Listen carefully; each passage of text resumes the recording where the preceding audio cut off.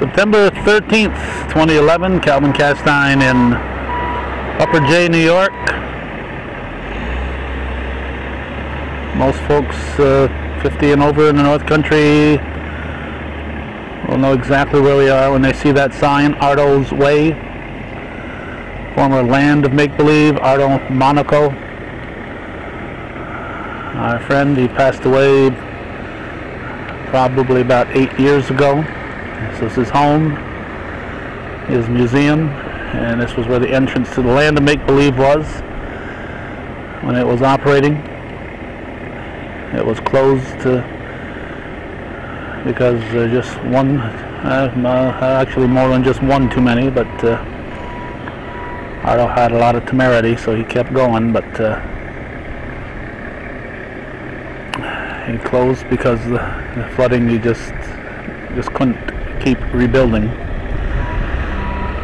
And now, years following his death, folks have been trying to preserve his legacy.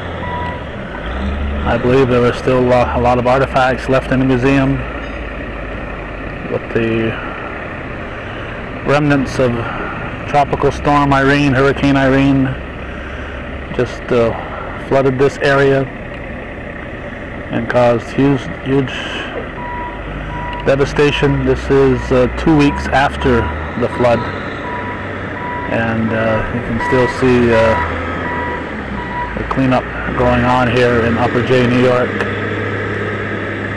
Across the road from Arto's home was the Monaco family garage. A workshop in there. He did a lot of his woodwork was done in there during the years. It became other things after the land of make-believe closed, but that's, as you can see, just barely standing at this point. And the sad news, really, not that it isn't all sad news, but the really sad news is what we're going to see in just a moment, or not see, I should say.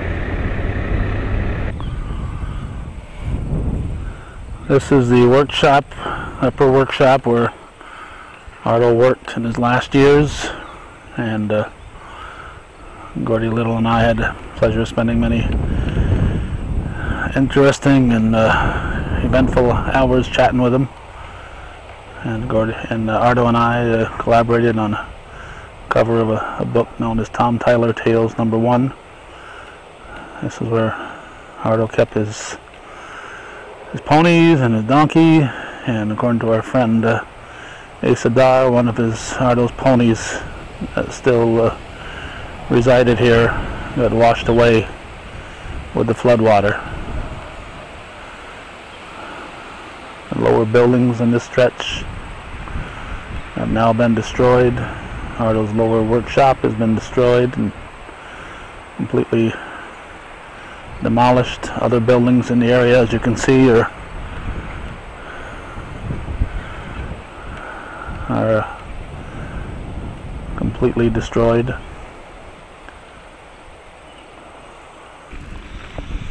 We have an eyewitness to this who owns a business nearby. She'll be chatting with us hopefully in a moment or so.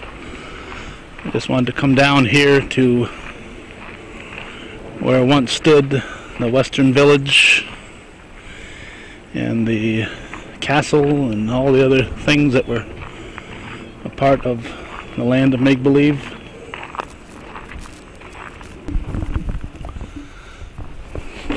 This again is a little over 2 weeks following the actual flood. Flood occurring August 28th through 29th. A tremendous amount of devastation. And this area here was where Arto's Western Village stood. There's little left. Gordy Little and I came down here following Arto's 90th birthday party and documented the buildings. Arto died within a week of his 90th birthday party, but passing, and until 3 weeks ago, the little village still stood here as a testament to Arto's dream. The castle, which stood in that direction there, is also gone. Everything has been washed away.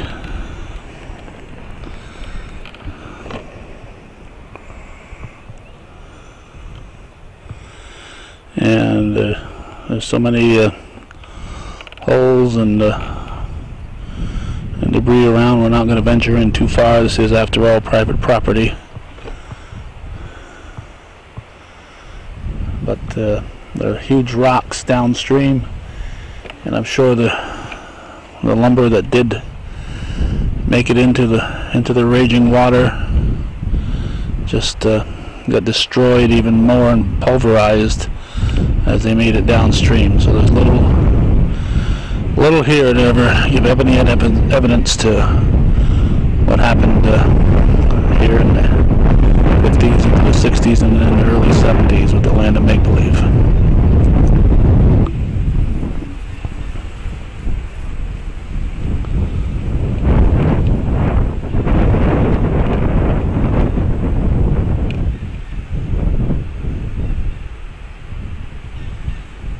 Good, you don't have to put my face on there. Oh yeah, well we will. We will put your face on there. Okay, I'll just we have an eyewitness who has a business over where you see those shining lights on the lower horizon here, and well, we'll let her tell her story. She was here, a witness to it. Your name? I'm Julie Robinson, and I live here in Upper J, and I have a business called the Red Barn Antiques and Artisan Gallery that was located in the barn that is over where the sun is reflecting off the truck. It was a two-story wood frame structure that was built in 1840, and it was owned by Paul Johnson, who also had a bakery and his family home on the premises. The house was built in 1850, and all three of those businesses, two businesses and the barn, are gone. The structures are still standing, but they're so damaged. His house needs to be completely gutted and rebuilt on the inside. The bakery will not open for a couple of years, and the barn probably will never open again. It all began with the rains of Hurricane Irene coming down, pounding down on this region on August 28th. I opened for business that morning, even though it was really rainy, because usually rain is good for business in the Adirondacks because hikers and tourists don't have anything else to do but shop. So I was hoping for a good business day, and it just dragged on. It was so cold, it was so rainy, the wind was howling. I only had one customer all day. And about 3 o'clock in the afternoon, a volunteer fireman came and told us that we were going to have to evacuate because the river was rising rapidly. They didn't say you have to. They said we're preparing people to evacuate. And so my landlord, Paul Johnson, and I started covering things with plastic, and the wind was howling through every crack and crevice, blowing water in. So we'd been doing drip patrol for about 2 hours, catching drips in buckets, and we looked out and we saw the pond in front of the barn was really rising rapidly. So I said, okay, I'm going to leave. About 4 o'clock I left. I drove along the Ausable, and it was rising so rapidly. So I went home to my house, which is about a half a mile up behind me here. And I got my son, and we came back down about 4:45 because I wanted to go check on the antique shop, and we couldn't even get across this river. This whole field was nothing but a churning lake of water, and all manner of debris was floating down over these, up against the cement blocks on that structure there, where the two windows are, and over the fence post, and then slowly but steadily it was rising, so that within a matter of 15 minutes the water came up to the base of those windows. We couldn't believe our eyes. And then we started seeing just excuse me for a minute, I hope you can edit that. Go ahead. Okay, so as we're standing here and the water is rising, we begin to see the handicap ramps from the bakery and from the business that I own float by, and then the signs floated by, and then Then we saw the neighbor's deck off from that brown house. Behind the white house in the field is a brown house. There was a full-length deck on the back of that house, and it just ripped off, and it just came floating like this. It still had the furniture on it. It still had the gas grill on it, and it just floated right over and went off into where the land of make-believe was. And then we saw Pickles, the neighbor's pony, that had been hiding in that shed over there, and he was struggling so hard to try to make it up here. It was me, my son, and our neighbor Dave, and we tried everything that we could to try to get to Pickles. He was the last surviving pony from the frontier town, and he was trying to get to us, and he got hung up in the fence, and we couldn't get to the raging waters. We were standing up here now, and he was way down there, and we knew it was over our heads deep because it had already come up past the bottom of the windows. And we ran along the side of the river to try to get the horse up on shore, and we couldn't. And the neighbor went on and ran another quarter of a mile down, and there was no saving the pony. And then we came back up here, and we just stood in disbelief. We saw a big flash of light over in that tree line, and then that white house, we had a crack and a flash of light, and then that white house drifted off into the field. And no sooner had that drifted off into the field than the 3-bay garage that was down at Trumbull's house lifted off the foundation and drifted across the road and smashed up against the cedar trees and the telephone pole. And then no sooner was that settled than the workshop there from the Land of Make-Believe, that blue building, which was a garage, that picked up, and that floated down in and smashed into the big white structure. And then we saw more and more debris, propane barbecue grills, propane tanks, big trees, logs. By this time the water was up past those 2 white windows. Over the top of them? Yeah, it was over the top of the windows, and we were forced up the road to, we were standing at the end of that driveway there, and forced up where the yellow house is. We were up standing where their garage is. And the water was way over in, this was Arto Monaco's workshop. Right. And the water was way up to the door, over the door, and in the back it had covered all of those cars, like just the tops of the cars were showing, and it was in the shed back there. The water went all the way up to past the tree line into the trees, and then it got dark, and there was no sense. I mean, we knew our businesses were obliterated. We just saw such destruction and went home. And all night long you could hear things crashing. You could hear the wind and the rain, and you could hear things crashing, because I just live right up there. And the next morning coming down and seeing the destruction, climbing over the debris, seeing my antique sign was lodged over there. The Land of Make-Believe was completely obliterated. Everything that had been refuse and garbage and trash got hung up all in the Land of Make-Believe. It's just awful. The castle was toppled. It's way down. We walked way down in. And of course, all the containers of kerosene and paint thinner that and gasoline that were in these garages and in Arto's old workshop just was creating like a toxic dump. It was awful. The smell was horrible. If somebody had lit a match, it probably would have blown. Now, where was this White House before?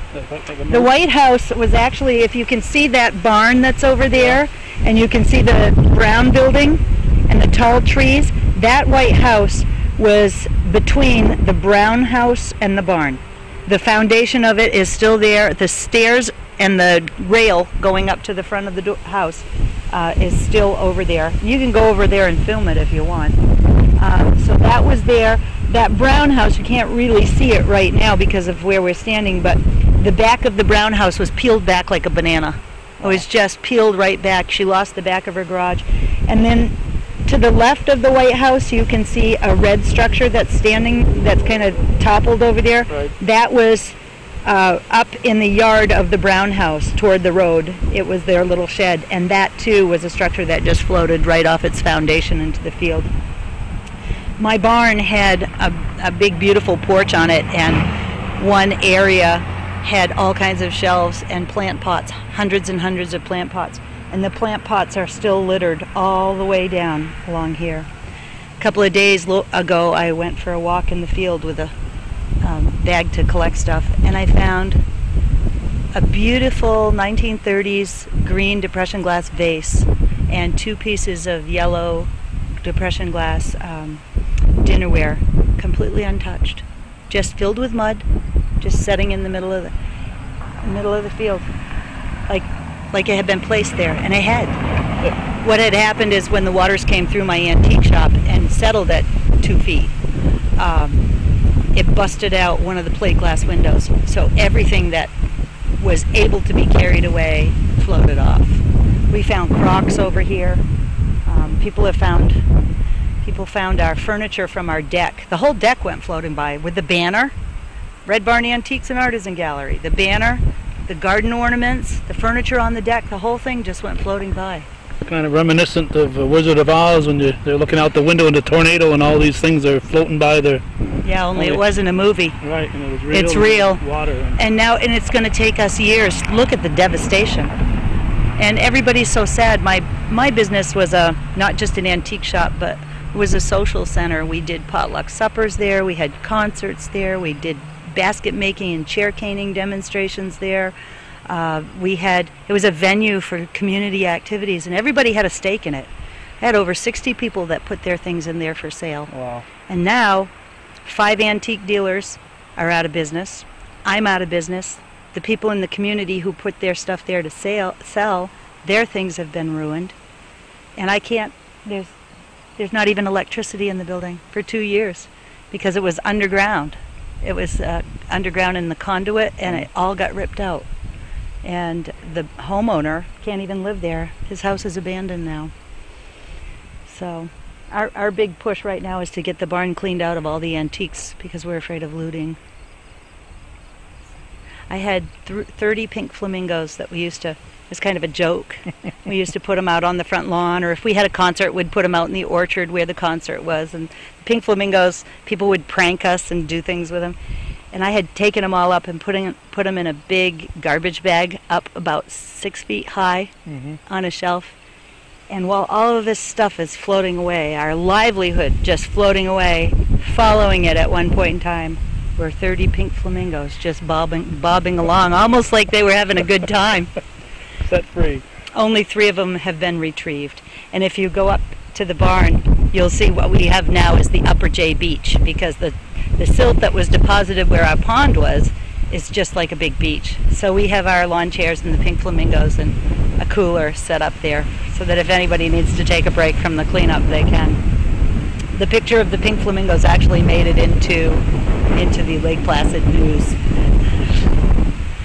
If you don't keep it light, you'll go crazy. Yeah, you gotta try to find some little thing to keep your sanity. Yep, that's right.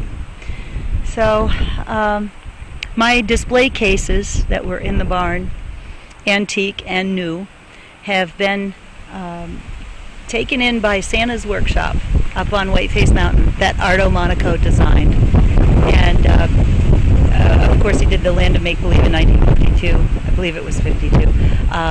Santa's workshop started in 1949, and Arto was the designer. And so those cases are going to go to Santa's workshop, and they'll be used to hold some of the archival material that they have, maybe make a display, like a little museum up there. And maybe the Land of Make-Believe people ought to think about putting some of their stuff on higher ground. Up there, be good. What's still salvageable at this point. Right. There's the pieces of the castle are still back there, but you know, no. They're smashed all up. The only thing that's standing is the foundation. Yeah.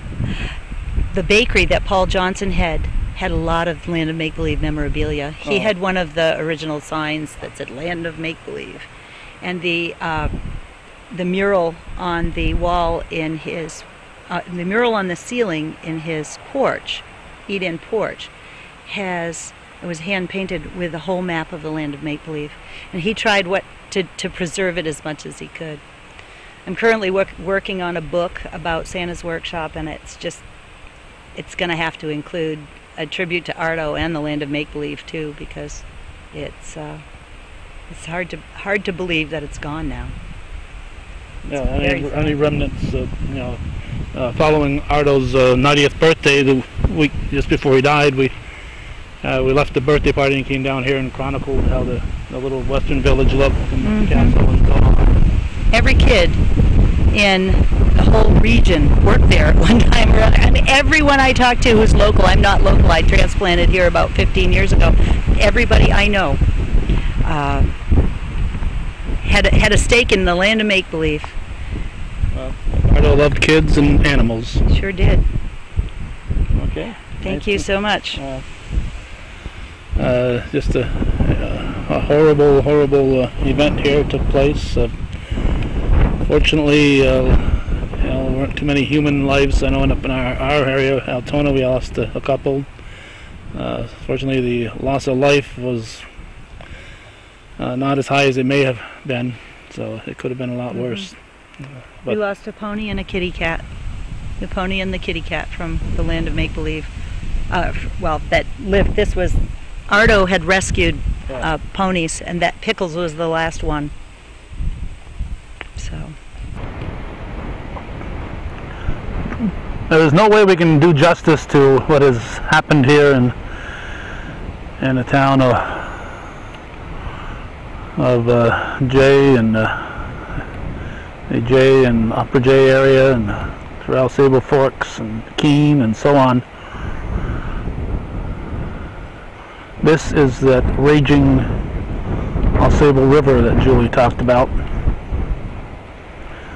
Tranquil, ambling along at its usual pace, maybe a little higher than it might normally be this time of the year. And this little bend in the river wasn't a bend.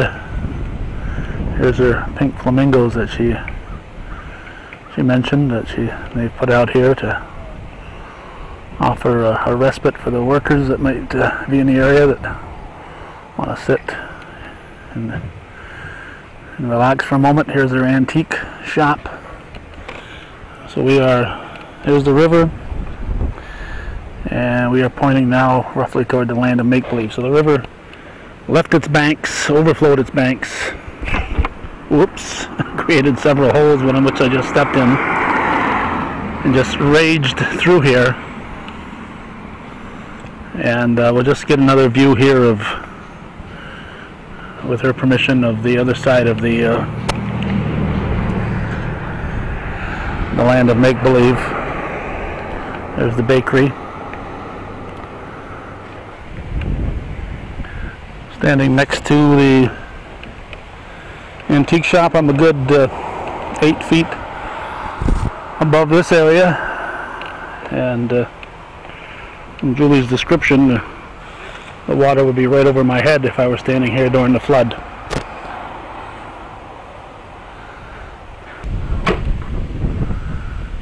This is the antique building that Julie owns. And we're going to turn and look right toward the area where Arto's workshop is.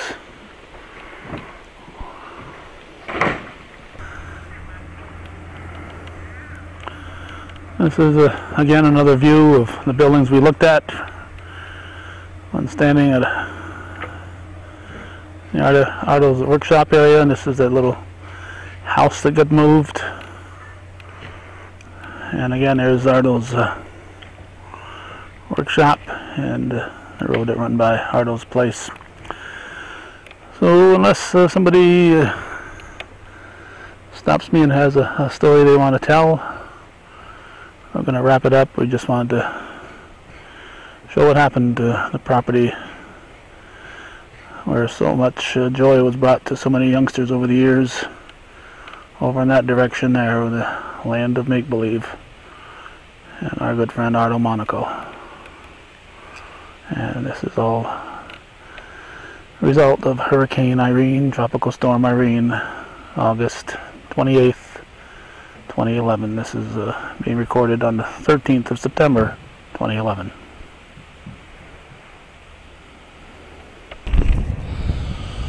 One final thought to anybody who has or knows of somebody who has video of this flood going on, or anything else that viewers might be interested in, to please contact us. Email me at hometowncable@yahoo.com.